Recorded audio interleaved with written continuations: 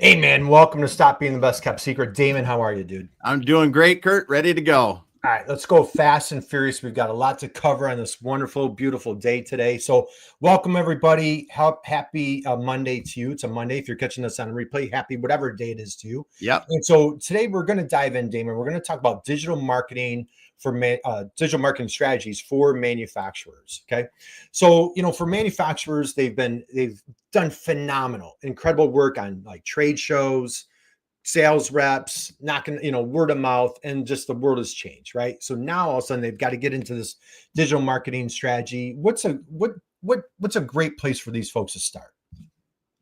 Well, I really think that if you don't wait at the beginning, understanding what your true strengths are. I mean, that really is when you come down to it. If you're manufacturing off-road vehicles, a contract manufacturer, it doesn't matter. You need to know what it is, because I'm an off-road manufacturer for the person that's going to do this. This is the kind of vehicles I do. Or I'm a contract manufacturer. I do this type of contract manufacturing, typically for people in this industry that need this kind of work done. Right. And really understanding it, because I was actually thinking about this over the weekend with companies, and really about how it's so important to really refine those strengths.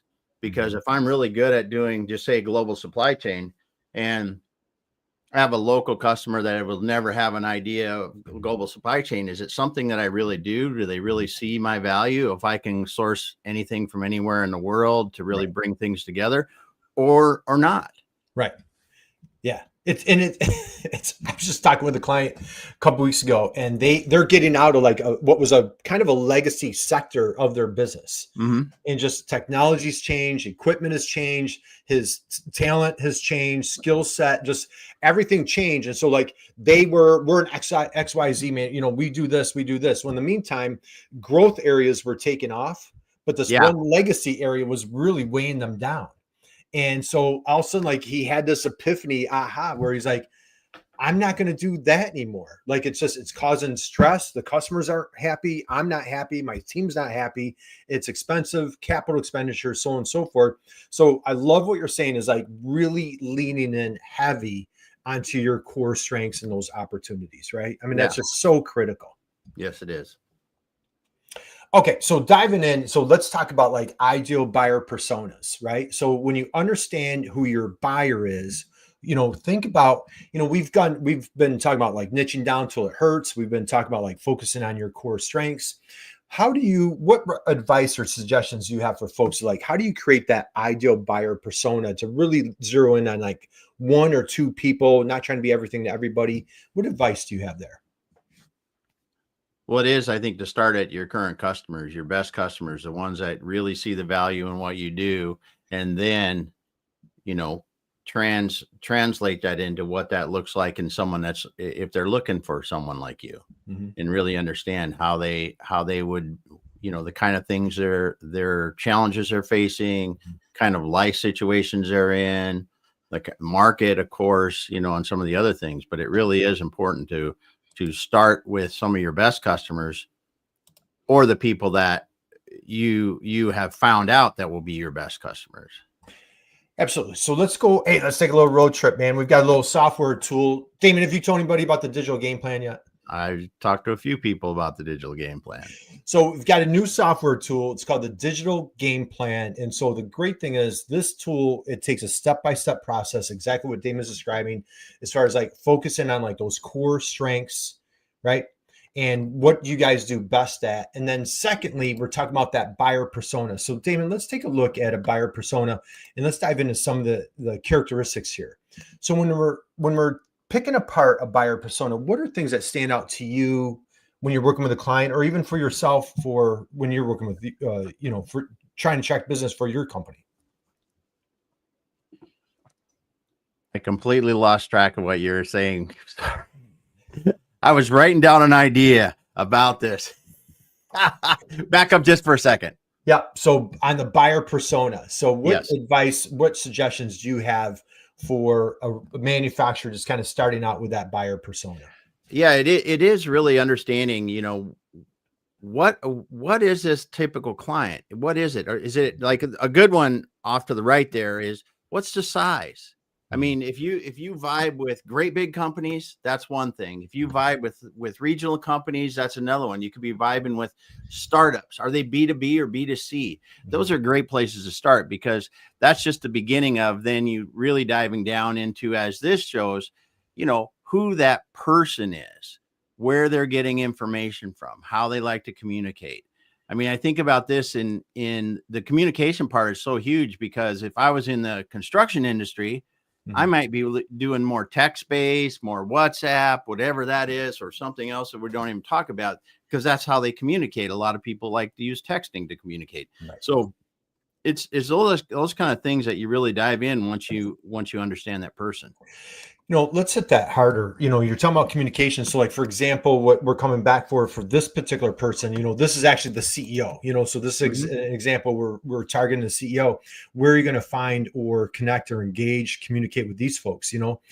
Email, LinkedIn, executive briefings, they're talking about here, going to certain forums, maybe webinars, So we were just on a call with a client the other day, and, I'm always reluctant to tip my toe into like, hey, do you guys want to do a webinar? They're like, oh my God, we were just talking about that. And we were all high-fiving because they want to start issuing webinars. That's a great way to, we always use that line, out teach the competition. Yep. Well, when you're looking at different buyer personas, now let's come back, we've got our singles, doubles, triples, home runs, right? Yeah. So now for the single, this is suggesting, well, hey, maybe it's more email newsletters, YouTube. Could be, man, I'll tell you, if you're, Damon, you've been doing search, are you seeing Reddit on every search result that you're looking at? Yes. More and more. Yeah, Instagram is a great place. So, all right, let's talk about a couple more things here. And again, like, this is a great place to start for your digital marketing strategy as a manufacturer. And again, as opposed to trying to be everything to everybody. And Damon, we've had our dear friend Michelle's been on the show a couple of times where she talks about like that digital sprint, or the tactic sprint, where you just, hey, we're going to do all the things. And, this is an opportunity to like just really lean in. Again, I'm using that line, lean in and focus. As we start winding down, focusing on that digital marketing strategy, like the frustrations, the motivations. What do you have to say there as far as like, speaking to that particular buyer? Well, this really, when you've figured out who that ideal buyer is and understand their motivations and their frustration points and things like that, then you can begin the education process, the content generation process around, you talked about webinars or live streams of other things like that, that you really can help to answer the questions that they have about the industry, about your products or service, about different things that really help them and help them to see that you can be the choice for them in the situation that is right. Right. Exactly. And I think the big thing is, as a matter of fact, I just got an email from a mutual friend of ours, and they were asking about like pain points. Right. And so right here, when you always say, hey, what's the pain? What's the pain? I know that's cliche, but if you understand their pain and you can help solve that problem, gosh, it's what a great way just to earn their trust, earn their business, and create those long-term business relationships. So here, like this last one in particular, right? Slow, inconsistent customer support for non-business buyers, unclear compatibility between parts. And this is a electronic manufacturer. That's a huge deal. Are these parts going to speak to each other? Are they going to play well together in the sandbox, right? So all these are so important. This is just a great way. So, when we're starting to focus, I'm going to stop sharing and I'll come back over to you. When you're focusing on like that digital marketing strategy, you just really want to laser focus on who, as Damon said, what are your core strengths? What are your superpowers? What are you absolutely best at?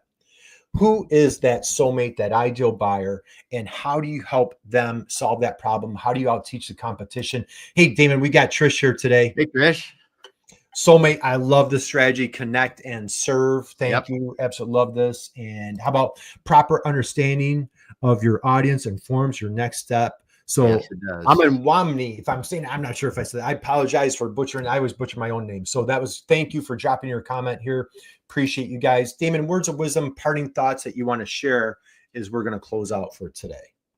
Marketing is not that, crazy hard. It's just following the basics. Start with the basics and work from there. I mean, really get to know your customers and their, the things you do best, how that helps them, and talk about that.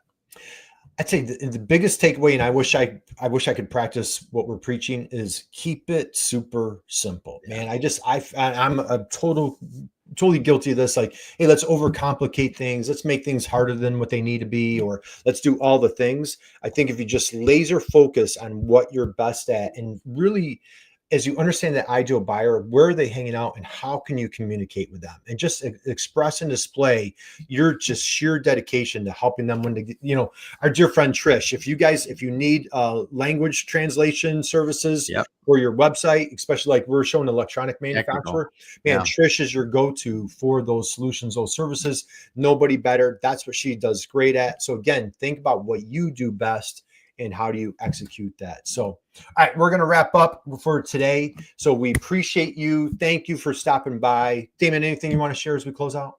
Nah, just start thinking about this stuff and start doing it. Go out there, just be awesome as always. And Trish says, thanks for the reminder. Relationships start with getting to know your people and how your superpowers can help. Thank you. And thank you, Trish.